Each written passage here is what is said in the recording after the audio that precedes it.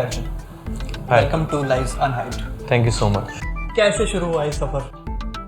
कुछ डिसीजंस होते हैं जो खुद बहुत सोच समझ के लिए जाते हैं, कुछ ले लेते हैं बट इवेंचुअली वो आपके लाइफ के सबसे अच्छे डिसीजंस बन जाते हैं। तो ये आई थिंक मेरे लिए भी वैसा ही डिसीजन था।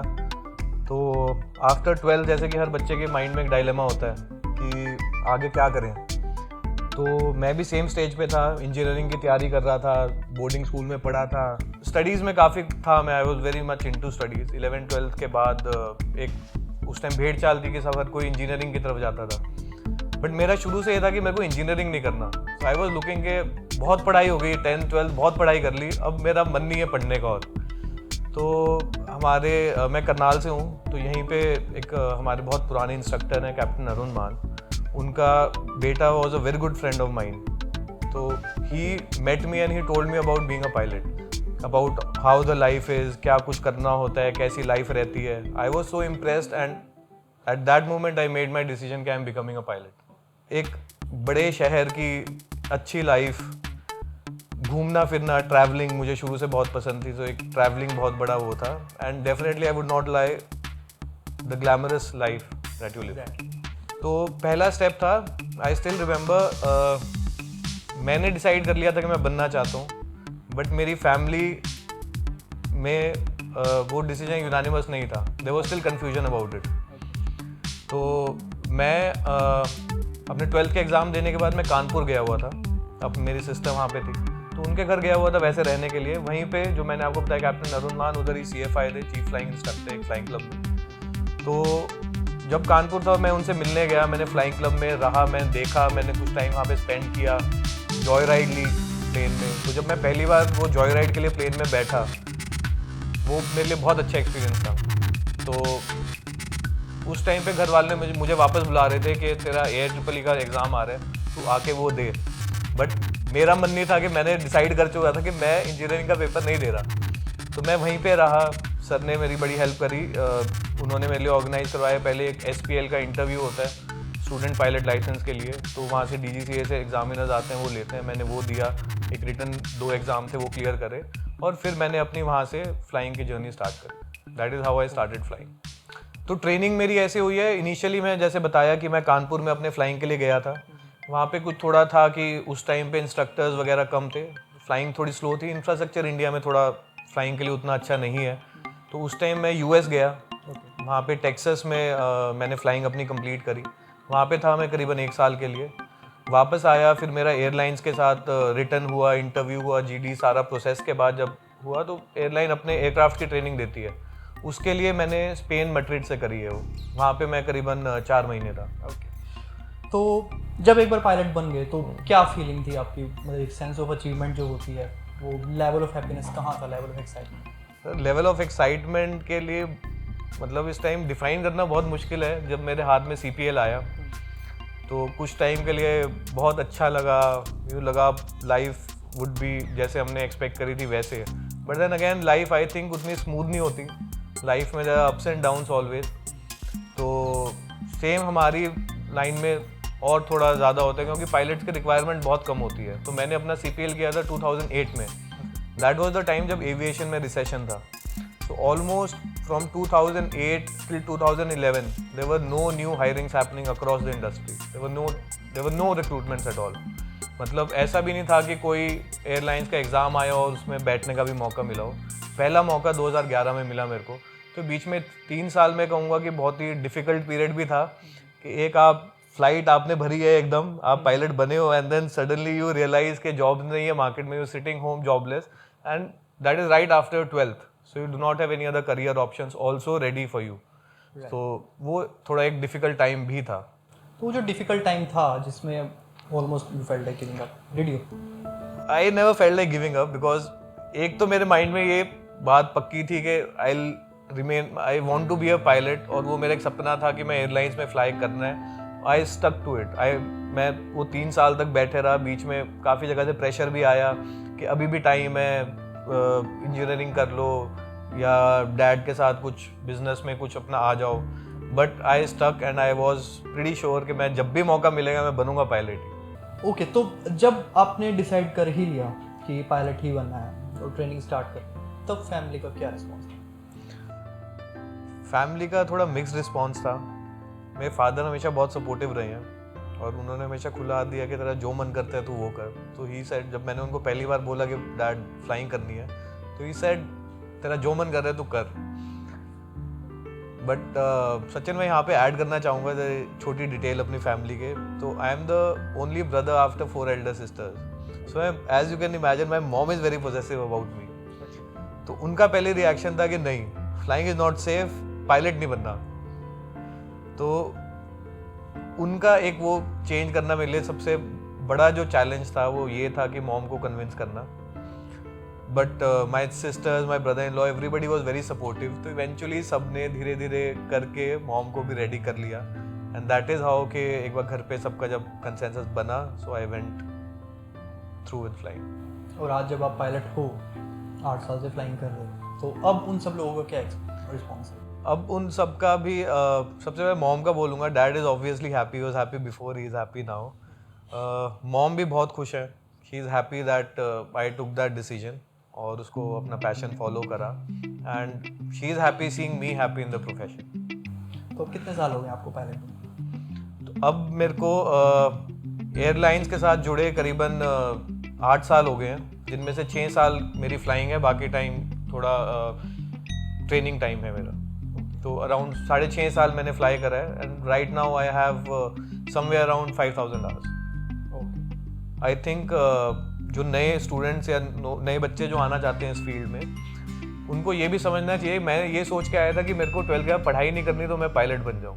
तो आई थिंक वो ऐसा नहीं है, वो एग्जैक्टली उल्टा है उसका। तो अगर आप पायलट बने हो तो आपको पूरी लाइफ पढ़ाई करनी है। आपको पूरी लाइफ पढ़ाई करनी है, पूरी लाइफ एग्जाम्स देने हैं, टेस्ट देने हैं। तो और रिस्पॉन्सिबिलिटी बहुत ज़्यादा है। तो आज की डेट में अगर बात की जाए, पहले रिसेशन था तो उसके बाद सब ठीक चल रहा था। नाउ बिकॉज ऑफ कोविड क्या इम्पैक्ट है उसका? तो कोविड का इम्पैक्ट ऐसा इम्पैक्ट है जो आज तक अक्रॉस एविएशन कभी देखने को नहीं मिला है। क्योंकि एविएशन हो गया, tourism, travel and tourism is the first industry to get affected. तो अगर मैं बात करूं कि आज की डेट में आई थिंक हम सिर्फ डोमेस्टिक फ़्लाइट्स अराउंड 30% ऑपरेट कर रहे हैं आज मिड अगस्त में। And there have been job losses across the airlines and that is like throughout in the world. तो एक टाइम था जब पायलट्स की हमेशा कमी रहती थी मार्केट में, स्पेशली इंडियन एविएशन मार्केट में, क्योंकि बहुत बूमिंग मार्केट है। बट आज की डेट में अगर बात करें तो एटलीस्ट 700 to 800 इंडियन पायलट जो मिडल ईस्ट कंट्रीज़ में काम कर रहे थे, वियतनाम गए थे और कंट्रीज़ में गए थे, वो उन सब का जॉब लॉस हुआ है और वो वापस अभी इंडिया में आए हैं। तो अभी इस टाइम पे सिचुएशन ऐसी है कि बहुत ज़्यादा ग्लट है मार्केट में पायलट्स का, डिमांड उतनी नहीं है। Even Indian airlines they all struggling to survive, most of them. तो जब लॉकडाउन बहुत ही स्ट्रिक्ट था और जब बहुत ही अनसर्टेन था कि कब अनलॉक होगा, क्या फिर से वही डर कभी लगा जो उन 3 साल में लगा था? बिल्कुल लगा सचिन। एक पायलट की जॉब में आई थिंक जब तक सब चीज़ें लाइफ में स्मूथ चलती रहती हैं तो बहुत अच्छा है। बट जैसे कि प्रीवियस हिस्ट्री रही है, आप किंगफिशर उठा लो, आप जेट एयरवेज उठा लो, there have been job losses in the past. तो एक माइंड में अनसर्टिनिटी बहुत रहती है कि जिस दिन ये आपके हाथ से चला गया, वो जॉब जो आपके पास है वो चली गई, तो उसके बाद आप क्या करोगे? क्योंकि वो आपने पूरी लाइफ एक स्किल सीखी है, उसको आपने उसका हुनर बढ़ाया है, अपना स्किल बढ़ाई है। बट अगर वो स्किल के थ्रू आप पैसा नहीं कमा पा रहे, आपके पास जॉब नहीं है, तो there is nothing else that you can do. And specially अब वही बात है कि कहते हैं कि जितना सैलरी बढ़ जाए उतनी पॉकेट्स डीप होती रहती हैं। So the kind of lifestyle that everybody get used to, it's very difficult अगर आपने सेविंग्स और वो ना हो। तो बिल्कुल वो डर आई थिंक हर एक के माइंड में था एविएशन में, चाहे कोई भी हो। बट मैं कहूँगा इंडिया में भी across the world there are some airlines जिनका बिजनेस मॉडल बहुत स्ट्रॉन्ग है। तो at least if you are associated with those airlines, तो आई थिंक वो एक जो डर है वो थोड़ा कम हो जाता है। Right. Tell me about your family. So I've been married for about 7 years now. My wife, she is Pratibha, बड़ी बेटी कायरा और छोटी बेटी का नाम है कायशा। She is just about 9 months old now. मेरा नाम प्रतिभा कादियान है। मैं कैप्टन अर्जुन कादियान की वाइफ हूँ। मेरी 2 डॉटर्स हैं, वन इज़ कायरा और ये छोटी वाली का नाम है कायशा। तो इस बीच में फैमिली ने आपको कैसे सपोर्ट? मैंने वो अपने फैमिली तक आने नहीं दिया, जो मेरे फियर्स थे या जो मेरे इनसिक्योरिटीज थी, I never try to bring it in front of my family. I always told them everything is fine. Like initially थोड़ी सी टेंशन तो थी माइंड में बिकॉज इतनी सारी लाइक एयरलाइंस वगैरह को बहुत ज़्यादा लॉस हुए. बट अर्जुन की बहुत जल्दी दोबारा से ही फ्लाइंग स्टार्ट हो गई थी, तो फिर उसके बाद I think it was quite normal. ठीक है, थोड़े टाइम के लिए सैलरी कट होगा, eventually things will get okay. If you don't mind, salary cut कितना हुआ फिर? सर अक्रॉस सेक्टर्स हैं. इंडिया में अगर आप बात करें तो कुछ एयरलाइंस ऐसे भी हैं जिनकी कुछ सैलरी नहीं आई है, बिल्कुल भी सैलरी नहीं आई है. कुछ आई है जो बिल्कुल बेसिक मिनिमम, आपको शायद आपका घर का रेंट निकल जाए उतना आ रहा है. बाकी जो अच्छी एयरलाइंस हैं उनमें अराउंड 40 to 50% कट रहा है. तो कब तक आपको लगता है कोविड से रिवाइव कर पाएंगे इंडस्ट्री? मैं आजकल भी फ्लाइंग कर रहा हूँ, तो अभी पहले का सीन देखते हुए, जिस एयरक्राफ्ट में हम पहले 170-180 का लोड होता था, 170 to 180 पैसेंजर्स होते थे हर फ्लाइट में, आज की डेट में वहाँ पे ऑन एन एवरेज 80 to 100 है. बट एक अच्छी बात ये दिखने को मिल रही है कि जैसे जैसे लोग ट्रैवल कर रहे हैं उनकी इनसिक्योरिटीज खत्म हो रही है. तो आई थिंक ग्रेजुअल होगा, with in next 6 to 7 months I feel कि शायद इतना हो जाए कि एयरलाइंस थोड़ा सर्वाइव कर जाए ये टाइम. बिकॉज एयरलाइंस के खर्चे बहुत होते हैं, जो अगर आप फ्लाइंग नहीं कर रहे या फ्लाइंग कर रहे हो वो खर्चे आपके हैं ही हैं. एयरक्राफ्ट की रेंटल्स होगी, पार्किंग चार्जेस हो गए, सैलरीज होगी, ये खर्चे बहुत ज़्यादा हो जाते हैं एयरलाइन के लिए. तो आपकी शादी आपकी सर्विस के दौरान हुई है? मेरी सिलेक्शन हो गई थी एयरलाइंस में. I was yet to join and fly. Okay. उस फेज में हुई है. तो फिर शादी के बाद एक टाइम होता है, एक हनीमून पीरियड होता है जिसमें आप एक दूसरे को ज़्यादा टाइम देना चाहते हो. क्या आपके इस प्रोफेशन में उसमें कुछ इंटरफेयर किया? अगेन जैसे मैंने आपको बताया कि हम लोग क्वालिटी टाइम काफ़ी स्पेंड करने को मिल जाता है घर पे. सो आई वुड से कि मेरे प्रोफेशन ने हमारी हेल्प करी okay. During that initial adjusting वाला जो फेज़ होता है. छुट्टियाँ काफ़ी थी. उसके बाद सबसे अच्छी बात थी कि जब भी मैं लेओवर्स पे जाता था, लेओवर्स हो गया कि मैंने कोई फ़्लाइट ऑपरेट करी और आज रात को मैं बॉम्बे गया तो आज रात को बॉम्बे रुकूंगा, अगले दिन वापस आऊँगा, तो मेरी वाइफ भी मेरे साथ ट्रैवल करने लग गई थी काफ़ी. तो उसने मेरे साथ काफ़ी ट्रैवल करा. That give us a lot of time in new cities, new places to adjust. तो I think the profession helped us. The best part to marry a pilot, like you know, आप बहुत travel करते हो. तो Pratibha has been very supportive to me. शुरू से बहुत supportive रही है. मेरा टाइमिंग्स कभी भी उल्टा हो, सीधा हो, कुछ भी हो, शी हैज़ नेवर कंप्लेंड. जब भी मैं घर पे आता हूँ तो मेरे को इस बात की कंप्लेंट नहीं मिलती कि आप घर पे कम हो, इस टाइम पे नहीं थे. काफ़ी ऐसे समय होते हैं जब आप फैमिली के साथ रहना चाहोगे बट नहीं हो, कि बच्चे का कोई बर्थडे है, कोई फैमिली में ओकेजन है, दिवाली होगी, होली होगी, बिकॉज फ्लाइट्स तब चल रही होते हैं. तो आपका ज़रूरी नहीं है कि आप घर पे हो, छुट्टी हो, आपकी फ़्लाइट होगी. तो ऐसे कभी she is never ever complaint कि she totally understands my profession and she is been a big support. बड़ी बेटी कायरा, उसको भी समझ में आता है कि नहीं ये डैड का काम है तो वो जाएंगे.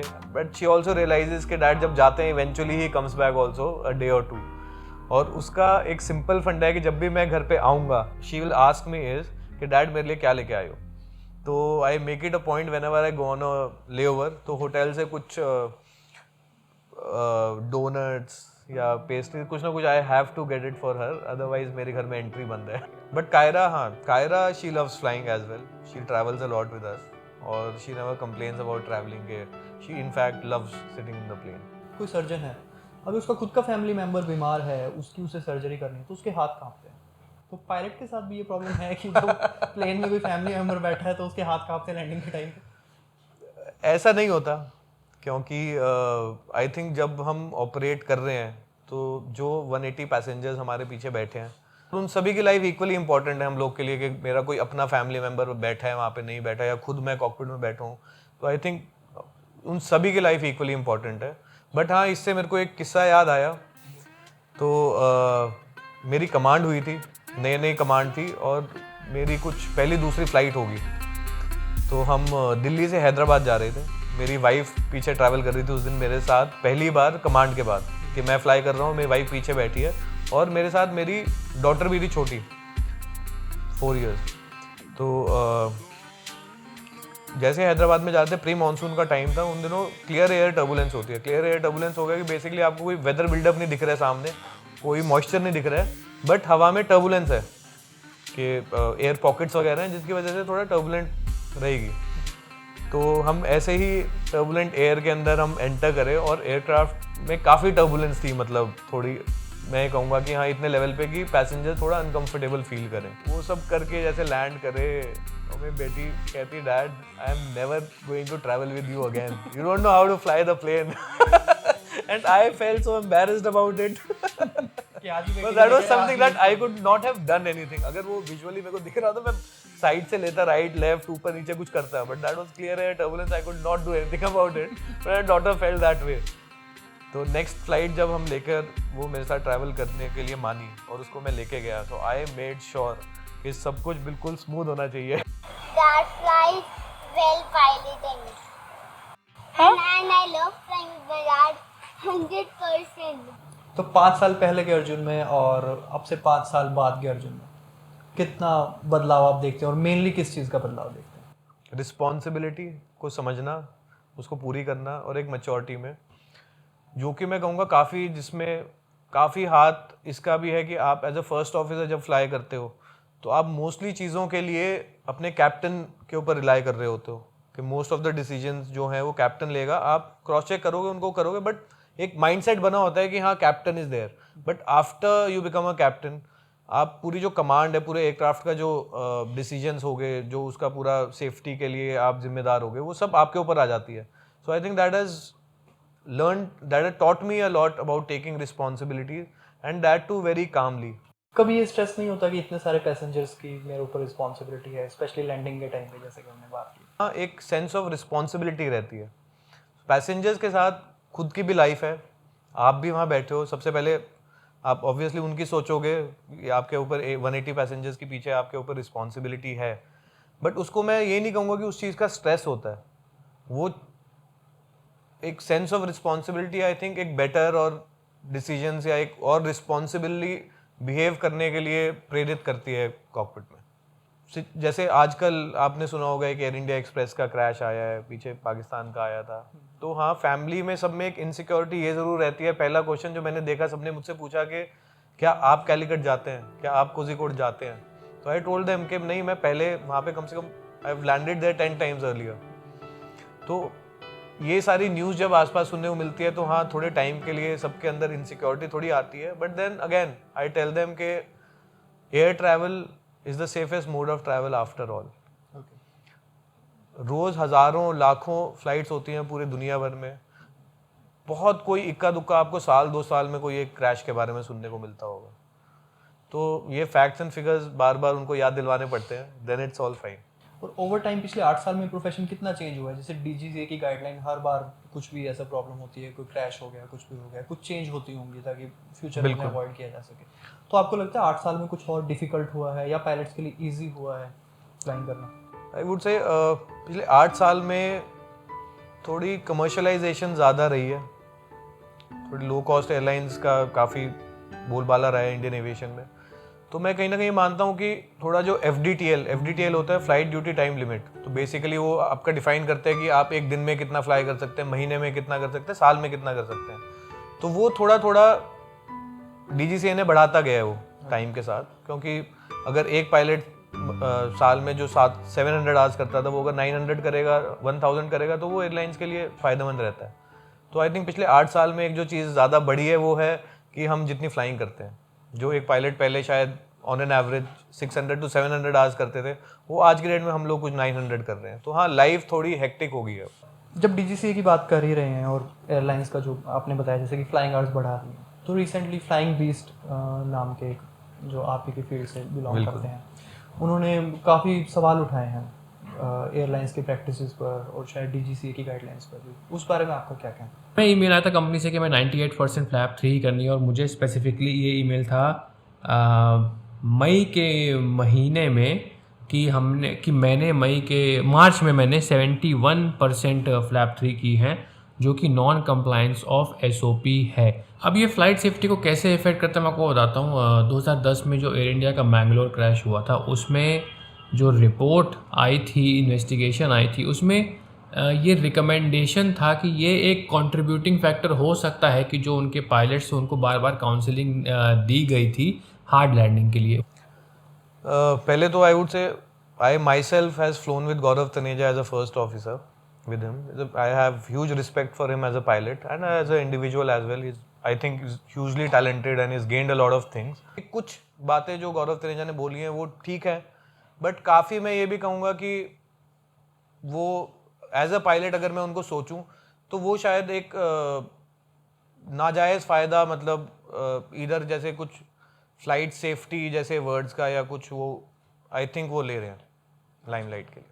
मतलब आप ये कह सकते हैं हालात उतने बुरे भी नहीं हैं। हालात उतने बुरे नहीं हैं, हालात इतने बुरे कभी होते भी नहीं हैं, क्योंकि एविएशन के अंदर हमारे यहाँ पे बहुत ज़्यादा स्ट्रिक्ट प्रोसीजर्स बने होते हैं और उनका कंप्लायंस भी एयरलाइंस में भी चेक होता है, सेफ्टी डिपार्टमेंट में चेक होता है, उसके बाद DGCA ऑडिट करते हैं और कभी कभी आके FAA और बाहर की एजेंसीज भी आके चेक करती हैं। तो मैं भी इतने सालों से फ्लाई कर रहा हूँ, मैंने कहीं पे या कोई ऐसी मेजर के एयरलाइंस कोई रूल्स को फ्लाउट कर रही हो ऐसा मैंने नहीं देखा है। तो ये बात कहना, स्पेशली अगर आप उनमें थोड़ा डिटेल जाएंगे तो he talks more about flap 3 landings के फोर्स करा जाता है। As far as I know the airline tells you if you can do flap 3 landing then please do it, because that saves a bit of money for the company. अब कहने की बात है कि 7 kg, बट अगर आप एक airline की तरफ से देखेंगे जिसकी मान लीजिए कि 1000 फ्लाइटें हैं एक दिन में, तो अगर 1000 फ्लाइटों में से आप 500 में भी करते हैं तो you are saving about 35 tons of fuel. That is a lot of money in everyday operations. और एयरलाइन कभी भी हमें फोर्स नहीं करती है करने के लिए, वो सजेस्ट करती है। आखिरी रिस्पॉन्सिबिलिटी हमारे ऊपर है, वेदर हमें करनी है, हमें सेफ लग रहा है तो हम फ्लैप 3 करेंगे, नहीं लग रहा तो नहीं करेंगे। और फ्लैप 3 कोई ऐसा नहीं है कि कोई बहुत ही डिफिकल्ट चीज़ करने को कह दिया है, बहुत ही अनसेफ चीज़ करने को कह दी है। इसमें मैं कहूँगा अगर आपको एग्जांपल दूँ तो यही है कि आप गाड़ी 5th गियर में चलाना चाहते हैं कि 6th गियर में। ओके, फ्लैप 3 लैंडिंग है क्या? तो बेसिकली हमारे एयरक्राफ्ट के अंदर फ्लैप्स होते हैं जो विंग्स के पीछे, आप कभी अगर विंडो सीट पर बैठे हैं तो वो दिखता है कि कई बार विंग का जो पिछले वाला भाग होता है वो थोड़ा थोड़ा नीचे होता है। तो उसके नीचे होने से क्या होता है, जब हम लैंडिंग के लिए आ रहे होते हैं तो एयरक्राफ्ट का एंगल थोड़ा लैंडिंग के लिए सूटेबल हो जाता है कि हमारा एक तो व्यू भी थोड़ा बढ़ जाता है, प्लस वो स्लो स्पीड पे फ्लाई कर पाते हैं एयरक्राफ्ट। बट उसके साथ एक और, उसका जितना ज़्यादा फ्लैप बढ़ाते जाएंगे उससे क्या होता है कि ड्रैग भी बढ़ता जाएगा। जितना ड्रैग ज़्यादा बढ़ेगा उतना फ्यूल ज़्यादा कंज्यूम करना पड़ेगा। तो फ्लैप फुल के अंदर ही होता है, आप थोड़ी ज़्यादा धीमी गति से नीचे आएंगे बट आपका ड्रैग क्योंकि बढ़ गया है आपको थोड़ा फ्यूल ज़्यादा लगेगा। फ्लैप 3 में हुआ कि आप थोड़ी तेज़ नीचे आएंगे बट आपका फ्यूल थोड़ा कम लगेगा। और वो सेफ है? बिल्कुल सेफ है। That is a normal landing suggested by Airbus. बल्कि इनफैक्ट अगर मैं एयरबस की बात करूं तो मोस्ट ऑफ द इमरजेंसीज, कोई हमारी हाइड्रोलिक की इमरजेंसी हो कुछ हो, in most of them we do flap 3 landing. अगर थोड़ी भी अनसेफ होती तो एयरबस ही वो करने से मना करता है। बट फ्लैप 3 और फ्लैप फुल दोनों के लिए एयरबस ने रेकमेंड करा है कि you can do any. But कुछ कंडीशंस हैं, जैसे कि मान ले वो इम्फाल के एग्जांपल देते हैं, तो मैं मानता हूँ कि इम्फाल में तो फ्लैप 3 लैंडिंग करना ही बहुत डिफिकल्ट है। तो मेरे लिए तो ये मानना कि इम्फाल के अंदर पायलट्स फ्लैप 3 लैंडिंग कर रहे थे बहुत डिफिकल्ट है, क्योंकि मोस्टली एयरलाइंस जो हैं उन्होंने अपने रूल्स बनाए हुए हैं कि अगर glide slope angle normally 3 degree का होता है, अगर 3 डिग्री से ज़्यादा है तो फ्लैप 3 लैंडिंग नहीं होगी हमारी। We are not allowed to do it. The airline itself says कि अगर 3 डिग्री से ऊपर है तो नहीं करें, इम्फाल में जो कि केस है। तो आई थिंक कहीं ना कहीं मेरा ये मानना है कि शायद थोड़ा ये ओवर ब्लोन केस है। हो गया, वो कुछ पर्सनल है, मतलब शायद हो सकता है। मतलब DGCA की गाइडलाइंस इतनी स्ट्रिंजेंट हैं कि एयरलाइंस अपने लेवल पे कोई बहुत ज़्यादा उस चीज़ को चेंज नहीं कर सकते। आप कह सकते हैं कि देखिए एयरलाइंस जो भी अपने SOP बनाती है, SOP हो गए स्टैंडर्ड ऑपरेटिंग प्रोसीजर्स, जो प्रोसीजर्स हम हर फ्लाइट कोई भी फ्लाइट को उड़ाने के लिए हम यूज़ करते हैं, तो वो सारे जो SOP बनते हैं वो फिर DGCA जाते हैं, DGCA से उनकी अप्रूवल ली जाती है, फिर वो एयरलाइन उनको फॉलो करती है। और उनको राइट लेफ्ट करना बहुत डिफिकल्ट है, क्योंकि आजकल आप जो भी कॉकपिट में कर रहे हैं उसकी 100% मॉनिटरिंग होती है कि आपने कब कौन सी लैंडिंग करी है, उस टाइम पे क्या विंड्स थी आपने, तो सारे पैरामीटर्स की पूरी मॉनिटरिंग होती है। तो मैं कहूँगा कि हाँ ऐसे cutting corners is little difficult. चलिए, काफ़ी सीरियस डिस्कशन हो गया, थोड़ा लाइटन अप करते हैं। आपको लगता है पायलट की लाइफ एक सेलिब्रिटी जैसी लाइफ है? सेलिब्रिटी एक थोड़ा बड़ा वर्ड हो गया।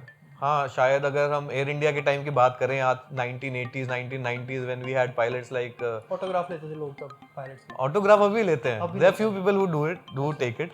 बट हाँ, अगर सेलिब्रिटी प्रॉपर की बात करें तो आई थिंक वो 1980s 90s का टाइम था जब जैसे राजीव गांधी जी पायलट थे, तो जब हाँ वो टाइम था बहुत ही कम पायलट्स थे, तो तब डेफिनेटली सेलिब्रिटी टाइप होती थी, बट अभी उतना नहीं आप कह सकते। ओके अर्जुन, एक पायलट की लाइफ में वैसे तो बहुत अच्छी लाइफ है आप कह रहे हैं, सबसे बड़े चैलेंजेस क्या हैं? बिल्कुल प्रोज एंड कॉन्स हर चीज़ के होते हैं।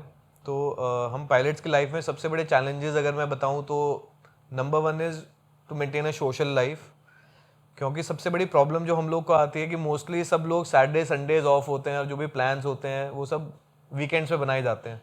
तो हम लोग का ऐसा कोई वीकेंड नहीं होता, हमारा जो रोस्टर आता है उसमें किसी भी दिन आपको छुट्टी मिल सकती है, मंडे को होगी वीकली ऑफ या ट्यूसडे को होगी, कोई भी दिन हो सकती है। तो वो एक प्लानिंग करना बहुत डिफिकल्ट हो जाता है। Then second I would say again इसी रीज़न की वजह से we do not have any national holidays.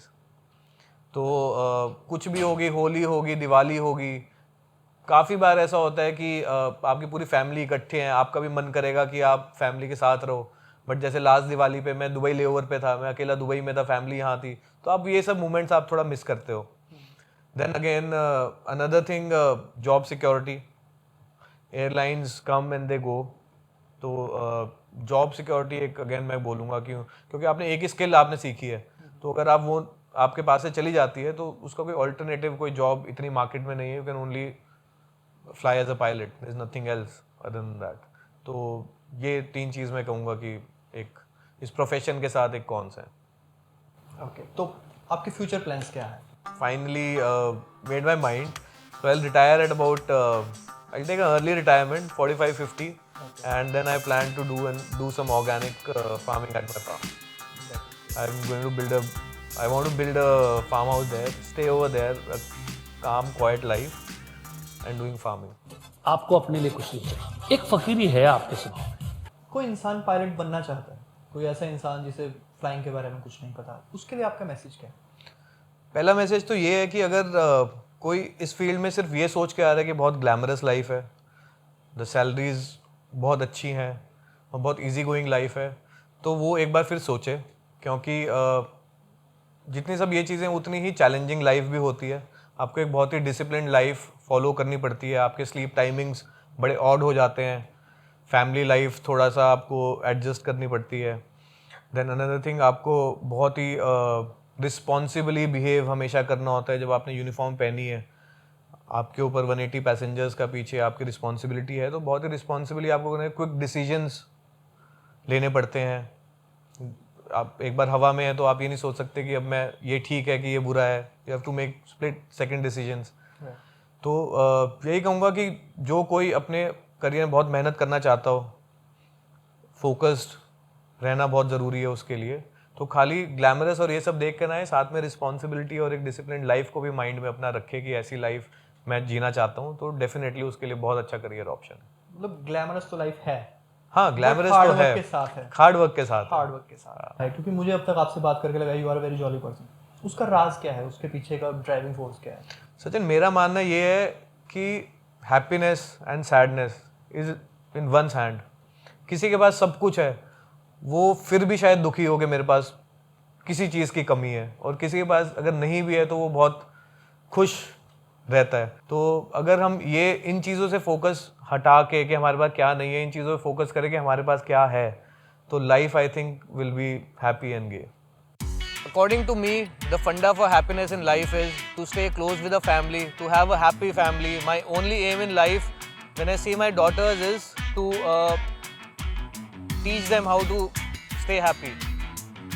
Rest everything falls in place. तो अभी जब भी मेरे पास खाली टाइम होता है, I spend time with my elder daughter. उसको पेंटिंग बहुत पसंद है, ड्राइंग बहुत पसंद है, तो हम पेंट करते हैं, ड्रॉ करते हैं, कुछ फनी अपनी गेम्स बनाते हैं, उनको खेलते हैं। तो that is also the best unwinding time I have in my life. तो मैं कहूँगा कि एक नॉर्मल एक लाइफ प्रोफेशन से अगर ब्रेक मेरे को चाहिए होता है, मैं अपनी छोटी बेटी के साथ खेलता हूँ और I feel happy after that.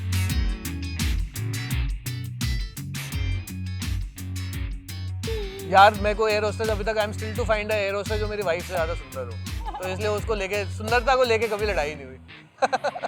यार मेरे को लगते मतलब अब तो ये 2 बच्चों का फादर है, मतलब आई मीन कौन पटेगी, ठीक है। जितना ज़्यादा ट्रस्ट करोगे उतनी ही ज़्यादा आपकी लाइफ स्मूथ होएगी, सिंपल होएगी। अदरवाइज मतलब कि लाइक एवरी डे आप शक करते रहोगे ये वो, तो इट्स लाइक मतलब सबसे ज़्यादा प्रॉब्लम आपकी ही लाइफ में होएगी। भाई इतने वाइफ कर दिया, एयर होस्टेस वाइफ बोलूँगा मिक्स हो जाएगी बात। Yes, Arjun is a very romantic person, I must say. I've been a Shahrukh Khan fan. Yeah. Yes, I like my daughters to be a pilot in future. जितना ये बाहर जाएंगी, इनको उतनी ज़्यादा नॉलेज होगी. They will be more independent. तो प्रतिभा हमेशा कहती है कि हाँ will make our daughters pilot, but मैं उसको हमेशा ये बोलता हूँ कि लेट्स नॉट कंस्ट्रक्ट, या हम एक उनके लिए ऑप्शंस ख़त्म नहीं करते, उनके लिए चूज़ नहीं करते। इट्स बेटर अगर वो अपने स्किल्स और जहाँ पे उनका मन करे वो उस हिसाब से प्रोफेशन सेलेक्ट करें। मेरे से जितना हो पाता है मैं फैमिली के लिए उतना टाइम स्पेंड करता हूँ, काम भी करने की कोशिश करता हूँ घर पे, बट मेरी वाइफ को एक कंप्लेंट हमेशा रहती है, वो है किचन में मेरे को अर्जुन ज़्यादा हेल्प नहीं करते हैं। Most of the work I only do it myself. अब मेरी गलती नहीं है उसमें, क्योंकि my wife is such an amazing cook. You ask her to cook any cuisine and she excels in it. तो मेरे को लगता है अगर मैं जाऊँगा तो मैं वो जो डिश बनने वाली है उसको खराब ही करने वाला हूँ, उसको कुछ बेटर नहीं करूँगा। तो मुझे लगता है let the expert, I leave it to the experts. She love baking cakes brownies, तो ये उसमें ही हेल्प करती है मेरी। जब से मेरी बेटियां हुई हैं तो प्रतिभा को एक कंप्लेन रहती है कि दोनों बेटियां दोनों की शक्ल अर्जुन से मिलती है। तो उसको हमेशा लगता है कि लो मैंने इतनी मेहनत करी, बच्चे बड़े हुए एंड मैंने डिलीवर्ड, तो दोनों की शक्ल गई है अर्जुन पे। तो बट मैं हमेशा उसको कहता हूँ कि हमारे बच्चे जब बड़े हुए तो मैं चाहता हूँ उनकी वैल्यूज़, उनको हर चीज़ वो प्रतिभा की तरह होनी चाहिए। शक्ल मेरी तरफ ठीक है बट वैल्यूज़ और अंदर से जो वो है वो प्रतिभा की तरह होना चाहिए उनका। बच्चे होने के बाद मेरे को लगता है कि जो मतलब एक कपल में बॉन्डिंग होती है ना, वो आफ्टर किड्स बहुत ज़्यादा इंक्रीज हो जाती है। तो बेसिकली क्या होता है, पहले आप एक दूसरे के दुश्मन होते हो, फिर एक बड़ा दुश्मन एक कॉमन दुश्मन पैदा हो जाता है, वो होता है बच्चे। तो उनके लिए आप दोनों फ्रेंड्स बन जाते हो। I think like that. बेटा I was talking about something else, not कि आई थिंक लाइफ में सबसे ज़्यादा इंपॉर्टेंट है हैप्पी रहना, या हैप्पी रहना आई थिंक सर्कमस्टेंसेस ज़्यादा एक आदत है, और हम आई थिंक अपने बच्चों में वो आदत डालना चाहते हैं।